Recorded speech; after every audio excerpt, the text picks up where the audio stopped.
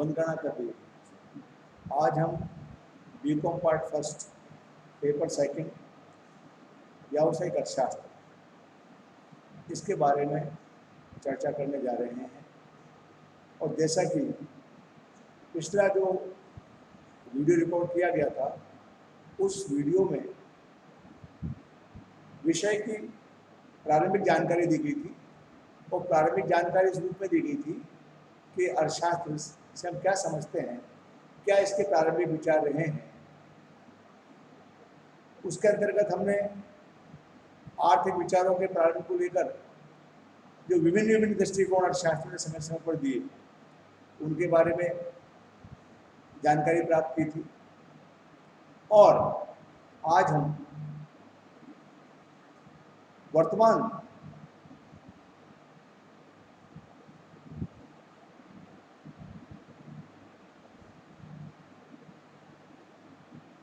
की दृष्टि से ज़्यादा इम्पोर्टेंट है उस व्यावसायिक अर्थशास्त्र के बारे में बात करना चाह रहे हैं।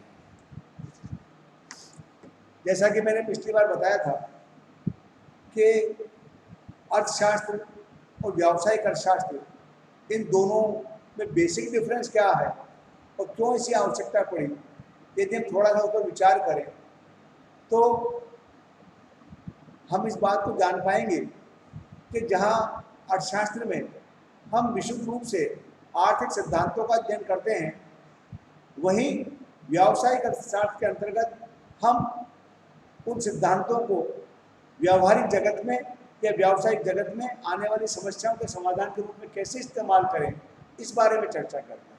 इसका मतलब व्यावसायिक अर्थशास्त्र की वह शाखा है जिसके अंतर्गत हम व्यावसायिक संगठनों की समस्याओं के समाधान के लिए, उनके विश्लेषण के लिए आर्थिक सिद्धांतों का, आर्थिक अवधारणाओं का व्यावहारिक दृष्टि से प्रयोग करते हैं। यह हमारा व्यावसायिक अर्थशास्त्र कहलाता है। व्यावसायिक अर्थशास्त्र की विशेषताओं में यह विषय और अधिक स्पष्ट समझा जा सकता है।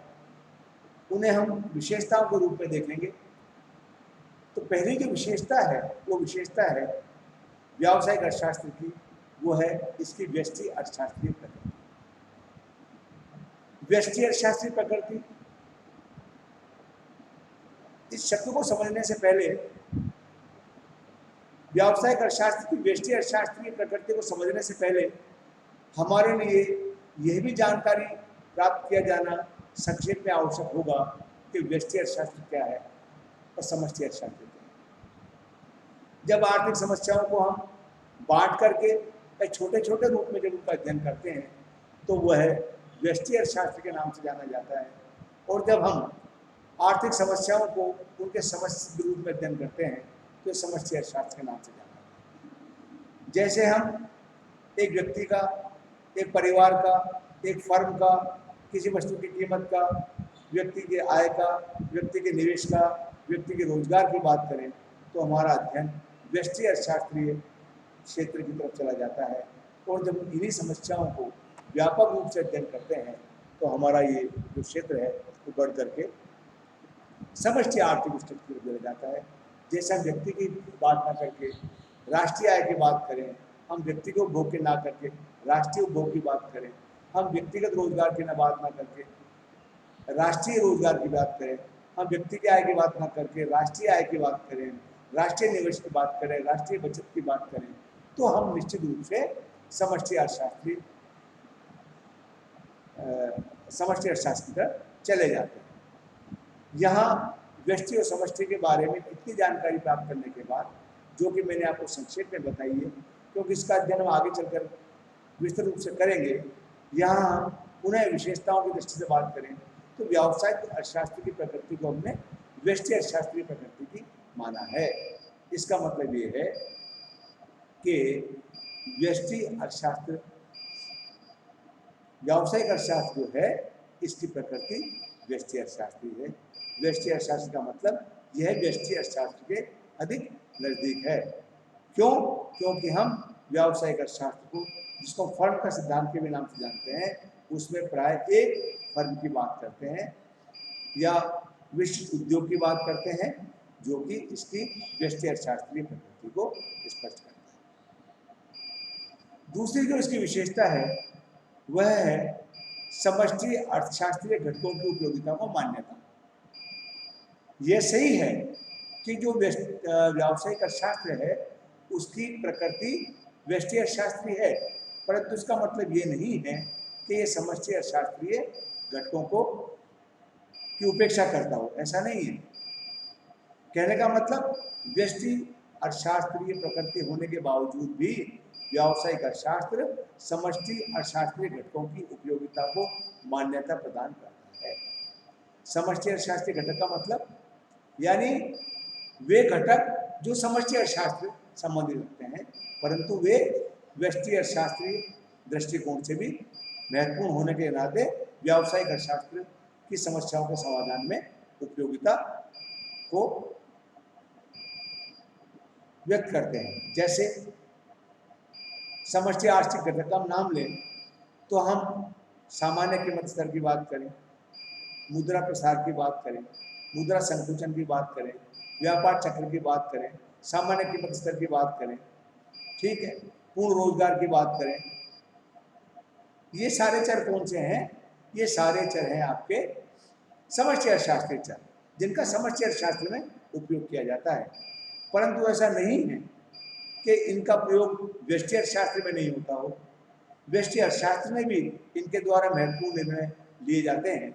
जैसे यदि मान लीजिए सामान्य कीमत स्तर की बात करें तो सामान्य कीमत स्तर एक समष्टि अर्थशास्त्रीय घटक है जो कि एक जनरल प्राइस लेवल को बतलाता है, परंतु व्यावसायिक अर्थशास्त्र के दृष्टिकोण से यह महत्वपूर्ण इसलिए हो जाता है कि मान लीजिए कोई फर्म अपनी वस्तु की कीमत का निर्धारण करना चाहती है तो निश्चित रूप से वो इस बात को ध्यान में रखेगी कि बाजार में सामान्य कीमत स्तर कैसा है। यदि सामान्य कीमत स्तर वृद्धि की तरफ जा रहा है तो निश्चित रूप से हम अपनी वस्तु की कीमत को बढ़ा सकेंगे, और यदि सामान्य कीमत स्तर यदि वृद्धि की तरफ नहीं है तो कोई भी फर्म अपनी वस्तु की कीमत को आसानी से नहीं बढ़ा पाएगी।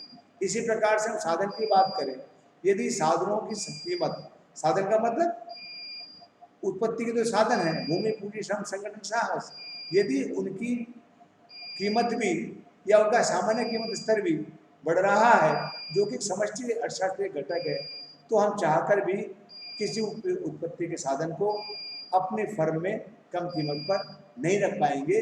क्यों? कि सामान्य कीमत स्तरीय साधन का अधिक है तो कोई फर्म उनको कम कीमत पर नहीं रख पाएगी। उससे कम से कम इतना भुगतान तो करना ही पड़ेगा जितना कि उत्पत्ति का वो साधन बाजार में अन्य प्रयोगों में प्राप्त कर रहा है। इसका मतलब व्यावसायिक अर्थशास्त्र की प्रकृति भले ही व्यष्टि अर्थशास्त्र के नजदीक हो परंतु यह निश्चित रूप से समष्टि अर्थशास्त्रीय घटकों को भी मान्यता प्रदान करता है। नंबर तीसरी जो इसकी विशेषता है वह फर्म के सिद्धांत से संबंधित है। फर्म से क्या आशय समझे हम? फर्म का मतलब अर्थशास्त्र में किसी भी उद्योग की जो सबसे छोटी इकाई होती है, व्यष्टि इकाई जो होती है, उसको अपन फर्म कहते हैं। फर्म और उद्योग में फर्क, फर्म किसी उद्योग की सबसे छोटी इकाई को क्या कहा जाता है, और सभी फर्में सामूहिक रूप से एक उद्योग कहलाती हैं। चीनी एक फर्म नहीं है, चीनी एक उद्योग है। जूट इंडस्ट्री एक फर्म नहीं है, जूट उद्देश्य उद्योग है। ऑयल इंडस्ट्री एक उद्योग है, फर्म नहीं है।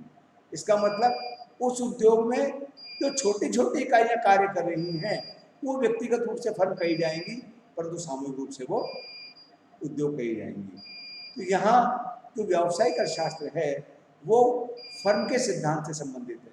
फर्म का मतलब किसी उद्योग विशेष की जो छोटी इकाई है उससे संबंधित है। अब इसका सिद्धांत क्या हुआ? सिद्धांत ये हुआ कि कोई भी जो फर्म होती है उस फर्म का जो उद्देश्य होता है वो दो प्रकार से हम समझ सकते हैं। एक तो हो सकता है प्रति इकाई लाभ अधिकतमकरण करना और दूसरा अपने कुल लाभ को अधिकतमकरण करना। यानी फर्म का उद्देश्य अपने लाभ को अधिकतम करना है। अब क्या वो अपने प्रति इकाई लाभ को अधिकतम करना चाहती है या कुल लाभ को? इस बारे में अर्थशास्त्रियों का व्यापक समर्थन इस बात की तरफ है कि फर्म अपने कुल लाभ को अधिकतम करना चाहती है, क्योंकि प्रति इकाई लाभ अधिक होने पर भी कुल लाभ कम हो सकता है और प्रति इकाई लाभ कम होने पर भी कुल लाभ अधिक कम हो सकता है।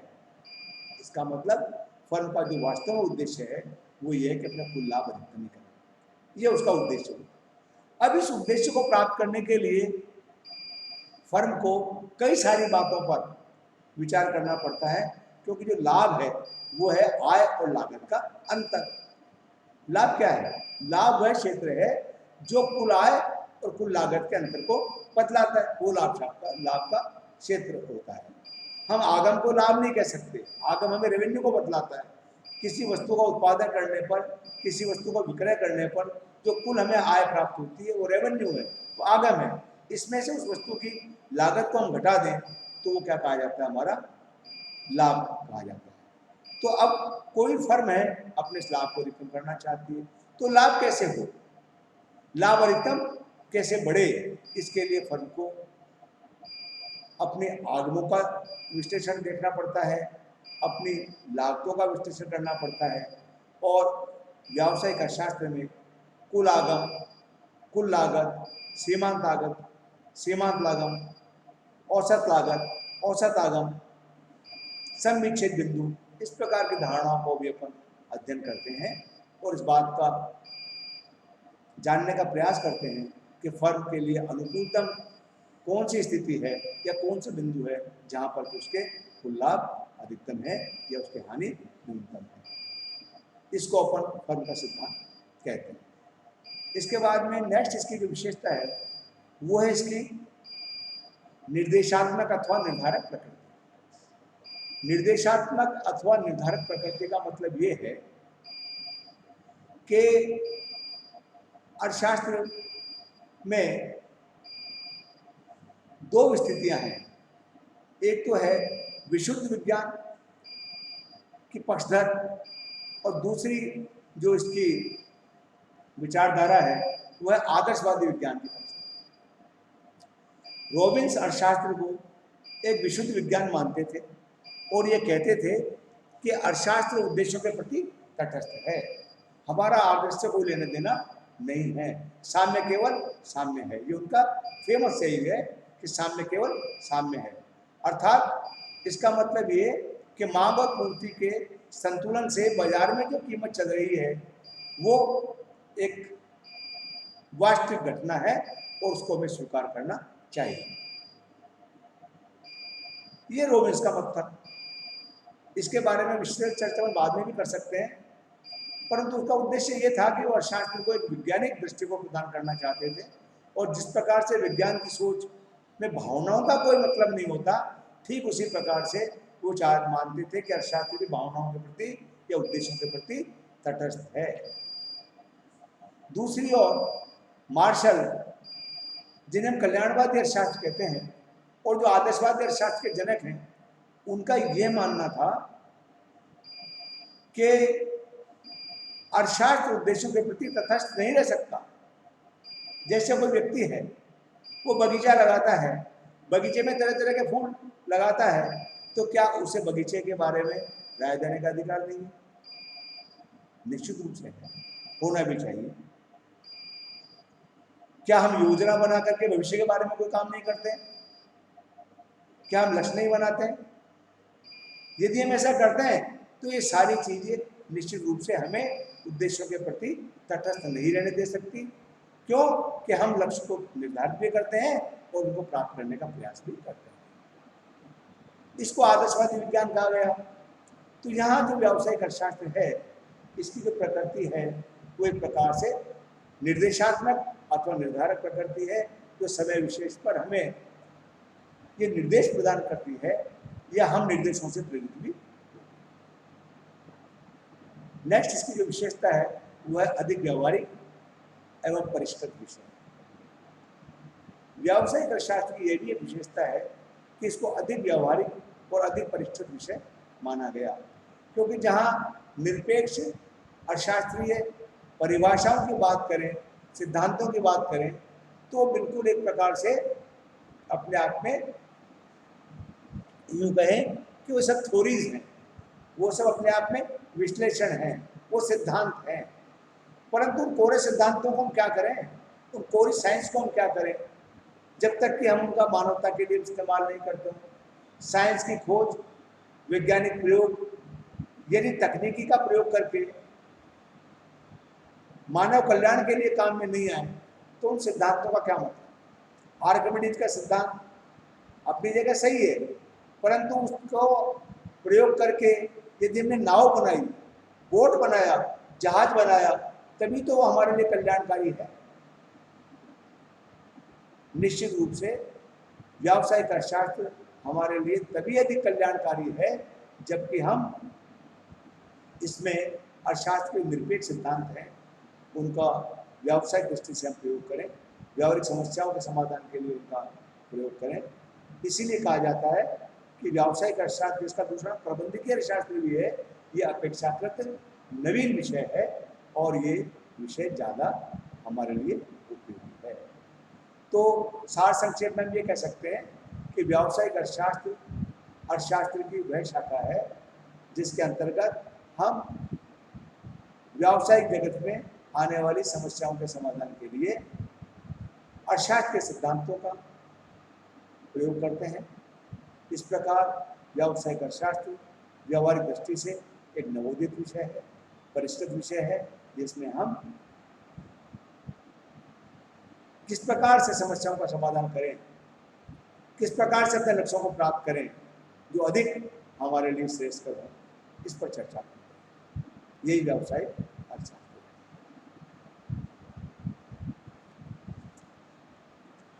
अब जहाँ तक इसके महत्व का सवाल है, हम इन सारी बातों को महत्व के रूप में, चूंकि हम लोगों को लिखना होता है क्वेश्चन के आंसर के रूप में, पॉइंट्स के रूप में, तो मैं आपको यहाँ पर ये छोटे छोटे पॉइंट्स इसीलिए बताना चाहता हूँ कि आप इनको नोट कर लें और नोट करने के बाद में अपना जब आप उत्तर लिखें तो इन पॉइंटों का सहारा लेकर के और अपने उत्तर को बड़ी आसानी से एक्सप्लेन कर सकते हैं।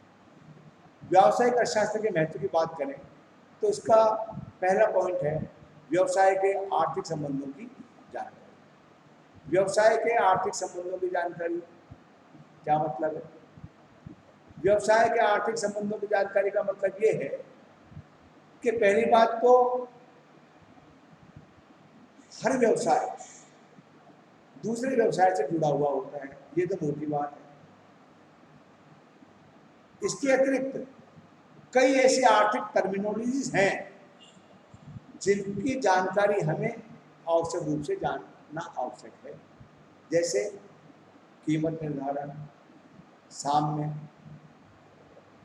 मूल्य निर्धारण, सीमांत लागत, औसत लागत, कुल लागत, अवसर लागत, स्थायी लागत, इन सब का पारस्परिक संबंध। इसी प्रकार से कीमत, सामान्य मूल्य, मुद्रा प्रसार, मुद्रा संकुचन, तेजी काल, मंदी काल, इनका मूल्य स्तर पर प्रभाव, करारोपण के सिद्धांत, करारोपण के सिद्धांतों का वस्तु कीमत से संबंध, राजकोषीय नीति, मौद्रिक नीति। कहने का मतलब ये इतने सारे जो शब्द शब्दावली, व्यापार चक्र की कौन सी अवस्था चल रही है, उच्चावचन है या गिरती हुई अवस्था है, मुद्रा प्रसार चल रहा है तो उसे कौन सी अवस्था चल रही है, ये सारी की सारी जो टर्मिनोलॉजीज हैं, इन टर्मिनोलॉजीज का अध्ययन करने के बाद हम ये समझ सकते हैं कि इन सबका व्यावसायिक अर्थशास्त्र से क्या संबंध है। और जब उन संबंधों को समझ सकते हैं तो बड़ी आसानी से हम अपने फर्म के बारे में कोई निर्णय ले सकते हैं। नंबर 2, व्यावसायिक भविष्यवाणी एवं पूर्वानुमान। व्यावसायिक अर्थशास्त्र का यह भी महत्व है कि इसके आधार पर हम व्यावसायिक भविष्यवाणी और पूर्वानुमान कर सकते हैं। यदि हम वायदे के सौदों को देखें तो वहाँ पर 2 टर्म्स आती हैं, bull and bear. Bull and bear मतलब जो बुल होता है वो हमेशा तेजी की बात करता है, वो सोचता है कि भविष्य में कीमत और बढ़ेगी, और जो बियर होता है जिसको हम मंदड़िया कहते हैं वो हमेशा ये सोचता है कि भविष्य में कीमतें गिरेंगी। तो जो तेजड़िया होता है वो ऊंची कीमतों के ऊपर भी सौदे करता जाता है, और जो मंदड़िया होता है वो सौदे बेचता जाता है। अब दोनों का अपना अपना परिकल्पना है, आकलन है, जिसका आकलन ज्यादा सही होगा वो लाभ उठा जाता है। ठीक है, अब यहाँ व्यावसायिक अर्थशास्त्र के बारे में भी हम इस प्रकार की सोच सकते हैं कि यदि हमें व्यावसायिक अर्थशास्त्र की जानकारी है तो हम कई सारी भविष्यवाणी या पूर्वानुमान भी लगा सकते हैं। जैसे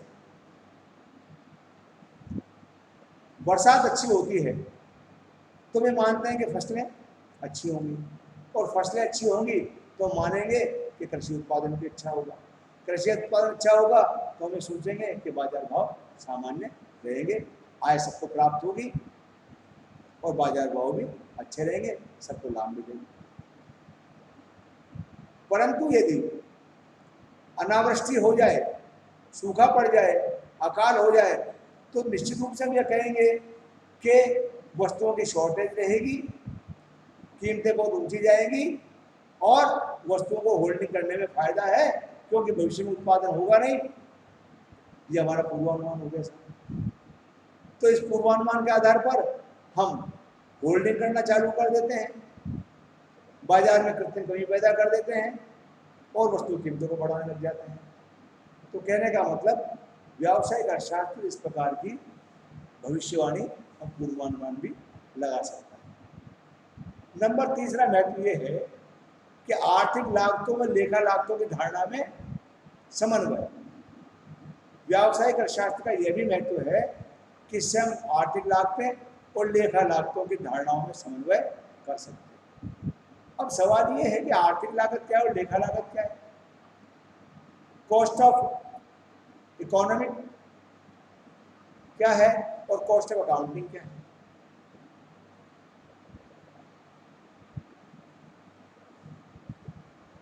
एक अकाउंटेंट से आप बात करेंगे, एक लेखापाल से बात करेंगे तो कहेगा कि साहब जो भी किसी वस्तु के बारे में हम मुद्रा में भुगतान करते हैं वो उसके लागत का पार्ट है, उसको जोड़ना चाहिए।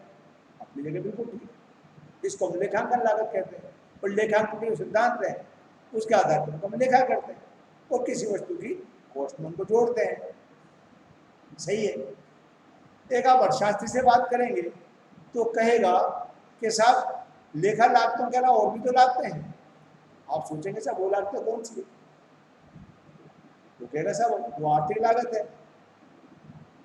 आप इसको ऐसे समझ सकते हैं कि सपोज कीजिए कोई व्यक्ति है वो किसी बिजनेस को करता है, जब वो किसी बिजनेस को करता है तो उसमें अपने आप को लगाता है, अपने जो साधन उनको इन्वॉल्व करता है। सपोज कीजिए भवन या दुकान में वो अपना बिजनेस करता है, उसका किराया किसी को नहीं दे रहा। परंतु आप ये मत भूलिए कि यदि वो कहीं और जगह जाके नौकरी करता, कहीं और जगह जाके अपनी दुकान को किराए पर देता, अपने भवन को किराए पर देता, जिसको भी व्यक्तिगत रूप से निःशुल्क प्राप्त कर रहा है, तो निश्चित रूप से उसके बदले में उससे कोई आय प्राप्त होती। यही उसकी आर्थिक लागत या अवसर लागत है। तो अर्थशास्त्री ये कहते हैं कि इस प्रकार की लागतों को भी हमें ध्यान में रखना चाहिए, और जब हम किसी वस्तु की कीमत का निर्धारण करें तो हमें इस प्रकार की जो दोनों लागतें हैं, आर्थिक लागत और दूसरी ओर अकाउंटिंग लागत, इन दोनों को ध्यान में रखते हुए अपने प्रोडक्ट की कीमत को निकालना चाहिए। इसी को आर्थिक लागत और लेखा लागतों की धारणा में समन्वय कहा जाता है। और सामान्य लाभ की जो धारणा है वो भी इससे जुड़ी हुई है, क्योंकि यदि किसी साहसी को वर्तमान उद्योग में, वर्तमान कार्य में सामान्य लाभ नहीं मिलेगा तो फिर उसको कोई फायदा नहीं है उस कार्य को करने में, और उसको हम सामान्यतः लागत का एक पार्ट मान लेते हैं और लागत के पार्ट के रूप में शामिल करके वस्तु के कीमत निर्धारण को शामिल करते हैं। ये इससे संबंधित मैंने आपको थोड़ी जानकारी दी। नेक्स्ट है व्यवसाय अर्थशास्त्र का महत्व, वो है व्यवसाय को प्रभावित करने वाली बाह्य परिस्थितियों का ज्ञान। व्यवसाय जो होता है वो एक वातावरण में होता है, उसको हम आर्थिक वातावरण कहते हैं। और ये जो आर्थिक वातावरण जो होता है, वैसे तो वातावरण अपने आप में बड़ा व्यापक शब्द है और इसके बारे में हम अलग से इकोनॉमिक एनवायरनमेंट ऑफ इंडिया जो हमारा पेपर फर्स्ट है उसके बारे में जानकारी प्राप्त करेंगे। परंतु यहाँ हमें केवल अपनी इस बात को लंबा तक ना करके समझने के दृष्टिकोण से बता रहा हूँ मैं आपको कि व्यवसाय को प्रभावित करने वाली जो परिस्थितियाँ हैं वो आंतरिक भी होती हैं और बाह्य भी होती हैं। आंतरिक परिस्थितियाँ तो वो होती हैं जिनको हम अपने हिसाब से मॉडरेट कर सकते हैं, उन पर नियंत्रण कर सकते हैं, परंतु बाह्य परिस्थितियाँ होती हैं जिन पर हमारा बस नहीं होता, जिन पर हमारा बस नहीं चलता, परंतु हमें प्रभावित करती है। तो ये बाह्य परिस्थितियाँ कौन सी हुई? बाह्य परिस्थितियों में आप समझ सकते हैं कि जो हमारे प्रतिस्पर्धी हैं उनकी नीतियाँ हैं, सरकार है, सरकारी नियम है, सामाजिक नियम है और इस समय तो पर्यावरण के नियम भी हैं, अंतर्राष्ट्रीय परिस्थितियाँ हैं। ये कैसी हैं? ये किस दिशा में जा रही हैं? इन सारी बातों को भी हमें ध्यान में रख करके हम व्यावसायिक अर्थशास्त्र की दृष्टि से अधिक महत्वपूर्ण निर्णय ले सकते हैं। आप समझ रहे हैं कैसे? सपोज कीजिए आज हमारा किसी देश से अंतर्राष्ट्रीय व्यापार चल रहा है, आयात निर्यात सुचारू है, एक आयात एक निर्यात है, दोनों अपनी अपनी वस्तुओं सेवाओं को एक दूसरे को सहन कर रहे हैं और देश के जो नियम है उनके हिसाब से वो लाभ प्राप्त कर रहे हैं। सपोज कीजिए आज दोनों देशों के बीच में किसी प्रकार का कोई विवाद उत्पन्न हो जाता है, यानी परिस्थितियां बदल जाती हैं, हमने उसको अपना शत्रु देश घोषित कर दिया, तो क्या हमारा व्यापार से प्रभावित नहीं होगा? निश्चित प्रभावित होगा, क्योंकि हम जब शत्रु देश को घोषित कर देंगे तो कई इस प्रकार के प्रतिबंध लगाने का प्रयास करेंगे कि उस राष्ट्र की वस्तु हमारे देश में नहीं आ सके। नुकसान तो निश्चित हमें भी होगा, परंतु हम राष्ट्र की जब बात करेंगे तो हम उसको, हमारी जनता, हमारी सरकार उसको अपने स्तर के ऊपर किसी के भी प्रकार से उसको वहन कर लेगी, परंतु हमारा उद्देश्य ये होगा कि हम उस राष्ट्र से कोई वस्तु मंगा करके उसको लाभ की स्थिति में लाना। इसी प्रकार से सरकार किसी वस्तु को टैक्स घटा रही है, किसी वस्तु को उत्पादन पर टैक्स कम कर रही है, तो इसका मतलब निश्चित रूप से यदि हम उस वस्तु का उत्पादन करते हैं तो हमारी लागत कम होगी, हमारी लागत कम होगी तो हम अपनी वस्तु की कीमत कम भी कर सकते हैं, नीतिगत निर्णय ले सकते हैं। तो ये इस प्रकार से ये भी इसका महत्व है कि हम व्यवसाय को प्रभावित करने वाली बाह्य परिस्थितियों की जानकारी लेने से मिलती है। नेक्स्ट है आर्थिक सिद्धांतों का आवश्यकता पूर्वक विवेकशील प्रयोग। व्यावसायिक अर्थशास्त्र का यह भी महत्व है कि हम इसमें आर्थिक सिद्धांतों का आवश्यकता के अनुरूप विवेकशील प्रयोग कर सकते हैं, क्योंकि व्यावसायिक अर्थशास्त्र वास्तव में देखा जाए दो शब्दों का मेल है, एक व्यवसाय और दूसरा अर्थशास्त्र। व्यवसाय का मतलब आर्थिक क्रियाएं जो हम देश में संचालित करते हैं किसी न किसी रूप में, चाहे वो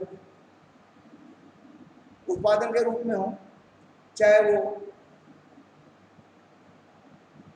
निर्माण के रूप में हो या सेवा के रूप में, ये सब आर्थिक क्रियाएं। क्षेत्र कोई सा भी हो सकता है, कृषि हो सकता है, उद्योग हो सकता है, खनन हो सकता है, वन हो सकता है, जल हो सकता है। समझ मेरी बात? अब इन सारे क्षेत्रों में हम कैसे अपने व्यवसाय को सही ढंग से चला सके, ये तभी संभव है जबकि हमें आर्थिक सिद्धांतों का विवेकशील ढंग से प्रयोग करना आता हो। और व्यावसायिक अर्थशास्त्र वह विषय है जिसमें हम व्यवसाय की इन समस्याओं को, व्यवसाय जगत में आने वाली समस्याओं को कैसे आर्थिक सिद्धांतों का प्रयोग करके उनको दूर करें या उनका कोई युक्तियुक्त हल हो सके, यही हमारा इसमें विशेष रूप से अध्ययन रहता है। तो हम कह सकते हैं कि व्यावसायिक अर्थशास्त्र का ये भी एक महत्व है कि इसके द्वारा हम व्यावसायिक जगत में आने वाली समस्याएं जो है उनके समाधान के लिए जो हमारे सिद्धांत अर्थशास्त्र के उनके विवेकशील प्रयोग करने की आवश्यकता है, उसमें शामिल की। अब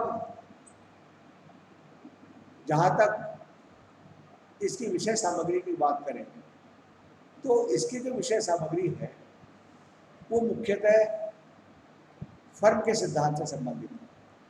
और सब फर्म के सिद्धांत का मतलब इसमें हम फर्म किसे कहते हैं, मांग का नियम, मांग की लोच, पूर्ति की लोच, वस्तु कीमत निर्धारण, साधन कीमत निर्धारण, उत्पत्ति के नियम, लागत विश्लेषण, मूल्य निर्धारण, पूंजी